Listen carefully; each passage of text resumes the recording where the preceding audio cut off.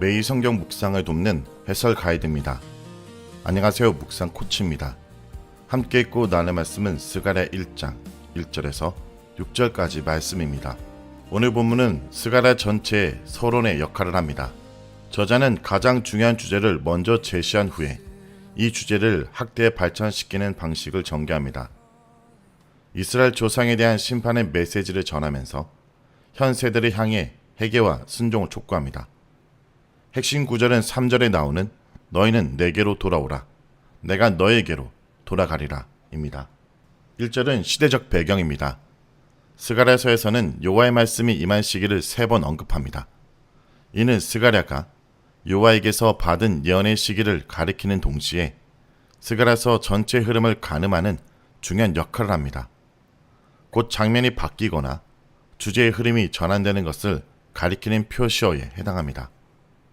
시간에 대한 언급을 중심으로 1장 1절에서 6절과 1장 7절에서 6장 15절과 7장 1절에서 8장 23절이 구분되고 9장 이후로부터는 시간에 대한 언급과는 다른 표시어가 나옵니다. 전혀 다른 표시어는 주제의 흐름이 더 크게 바뀐다는 것을 시사합니다. 2절은 너희 조상들에게 심히 진노하였느니라 라고 말합니다. 여호와가 조상들에게 심히 진노했다라는 이 표현이 스가랴를 통해 전달되는 첫 메시지라는 것을 명심해야 합니다. 이는 아마도 당시 포로에서 돌아온 이스라엘 백성들이 가지고 있었던 신학적 질문에 대한 대답으로서 전달될 메시지였을 것입니다. 스가랴 당시 이스라엘 백성들은 바벨론 포로에서 돌아온 상황이었지만 여전히 자신들의 포로됨에 대한 신학적 질문을 가지고 있었을 것입니다. 스가랴 당시 이스라엘이 주전 538년 1차로 바벨론에서 돌아오고 성전 건축을 시작했으나 여러가지 어려움으로 중단된 지 상당한 시간이 흘렀습니다. 또한 국제 정치와 경제적으로도 이스라엘은 여전히 나아지지 않고 있는 상황이었습니다. 온갖 어려움 속에서 이스라엘은 더더욱 포로됨에 대한 신학적 질문을 갖게 되었을 것입니다.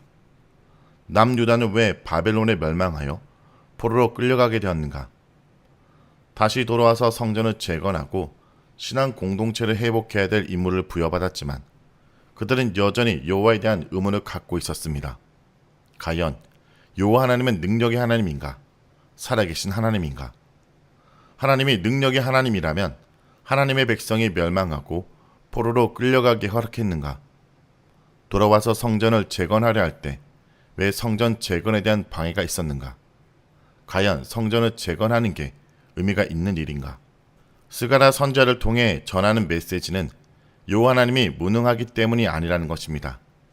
즉 하나님이 무능하셔서 그의 백성이 포로로 끌려가는 어려움에 처했고 돌아와서도 성전 재건과 더불어 공동체 재건이 순조롭게 진행되지 않는 게 아니라는 것입니다. 이스라엘이 멸망한 것은 조상들의 문제였습니다. 그들의 죄악 때문에 하나님께서 진노하셨고 하나님의 심판으로 그들이 포로로 끌려간 것입니다. 포로에서 돌아온 이스라엘 역시 비슷한 상황이었습니다. 하나님이 능력이 없어 약속과는 달리 성전과 신앙 공동체의 재건이 순조롭게 진행되지 않았다고 생각하는 것은 잘못입니다. 문제는 하나님께 있는 것이 아니라 하나님 앞에 온전히 돌아오지 않는 너희에게 있습니다. 2절에서 4절은 회개와 회복입니다. 너희 조상들에게 라는 것은 과거 불순종한 이스라엘을 가리킵니다. 그러나 이는 단순히 과거에 대한 이야기만 하는 것이 아닙니다. 현 시점의 이스라엘에게도 이 말씀은 그대로 해당합니다. 선지자는 지금 과거 이스라엘 모습에 빗대어 현재 이스라엘에게 메시지를 전하고 있는 것입니다.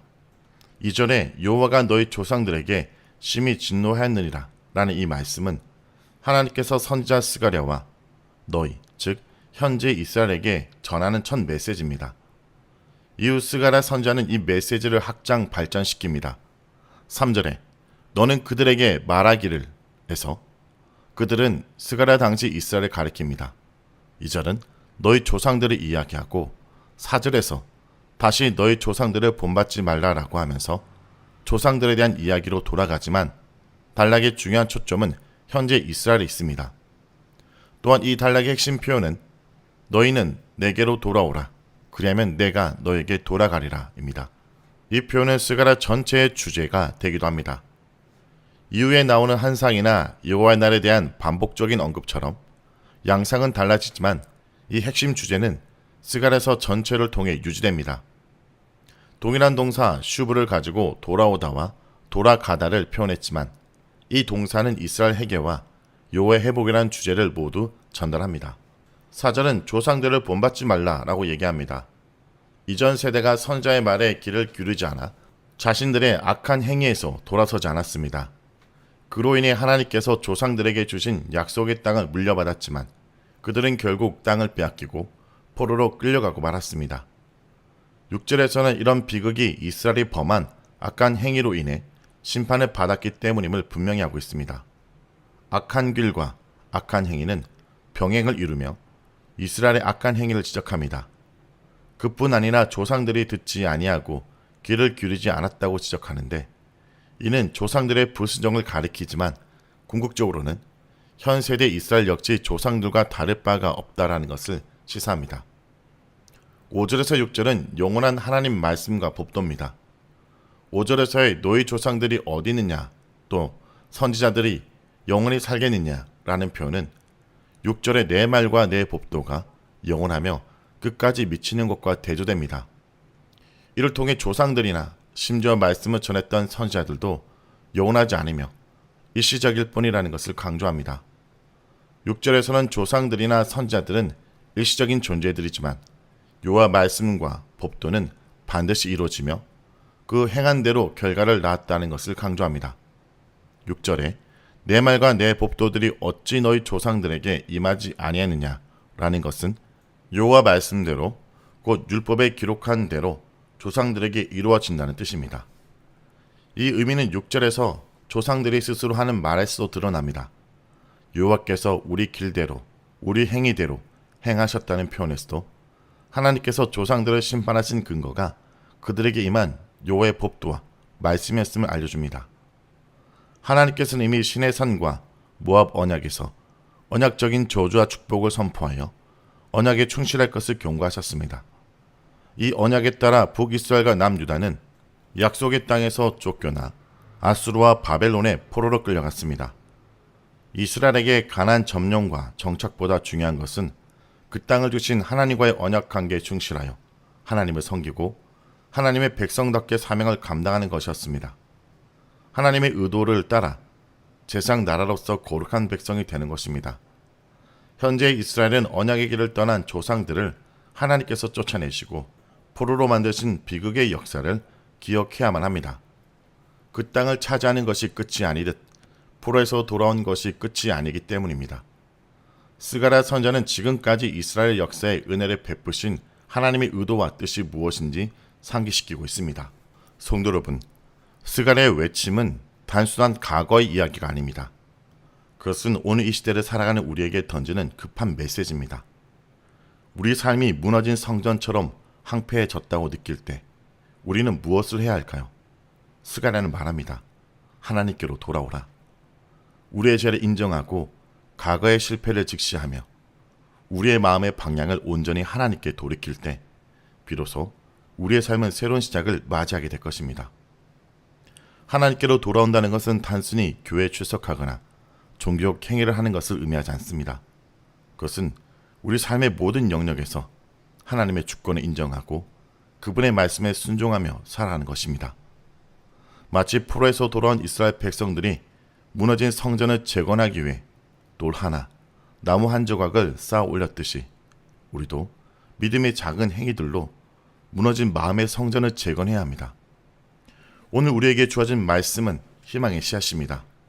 이 씨앗을 우리 마음밭에 심고 믿음의 눈으로 가꿀 때 하나님께서 반드시 우리에게 돌아오실 것입니다. 그리고 그분은 무너진 우리의 삶을 재건하시고 황폐해진 우리의 영혼에 생기를 불어넣어 주실 것입니다. 말씀을 놓고 기도하겠습니다. 주님, 오늘 스가랴 선지자를 통해 들려주신 너희는 내게로 돌아오는 음성을 들려주심을 감사드립니다.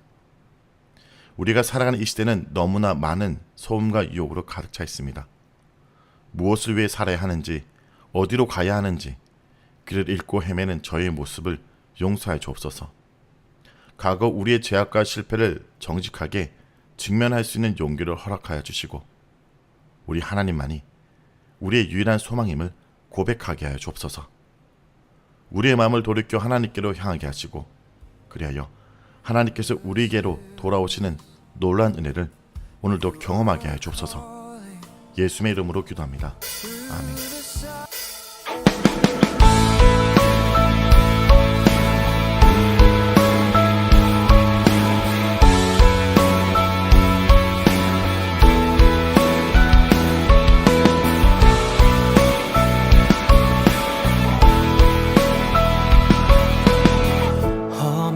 이 세상을 사는 동안에 우린 주와 함께 살아가야 해. 내 앞에 일들이 날 다그친데도 날 향한 뜻을 생각해야 해. 외로운 이 세상을 걷는 동안에 우린 주와 함께 살아가야 해. 어두운 절망이 내 눈을 가려도 날 향한 소망 붙들어야 해. 믿음, 은혜, 소망, 참된 평화가 여기에 있네. 원하는 걸 얻기 위함이 아냐, 더 나은 걸 갖기 위함도 아냐. 보이진 않지만 나를 사랑하신 분, 주와 사랑하며 살 거야.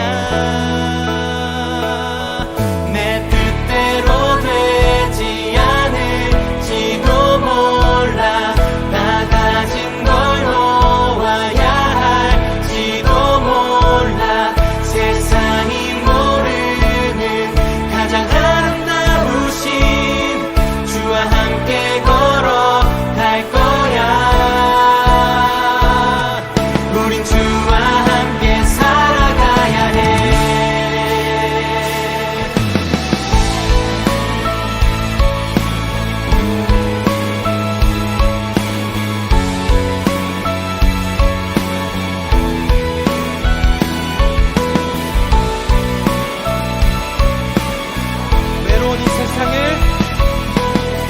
외로운 이 세상을 걷는 동안에 우린 주와 함께 살아가야 해.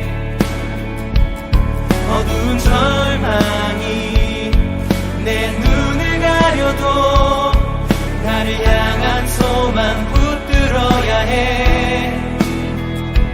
믿음, 은혜, 소망, 참된 진리가 여기에 있네. 원하는 걸 얻기 위함이 아냐, 더 나은 걸 갖기 위함도 아냐. 보이진 않지만 나를 사랑하신 분, 주와 사랑하며 살 거야. 내 뜻대로 되지 않을지도 몰라. 나 가진 걸 놓아야 할지도 몰라. 세상이 모르는 가장 아름다우신 주와 함께 걸어갈 거야. 우린 주와 함께 살아가야 해.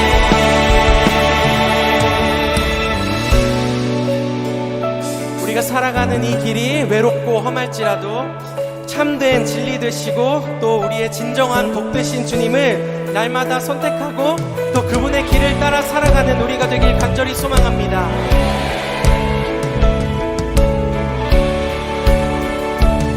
함께 노래합니다. 원하는 걸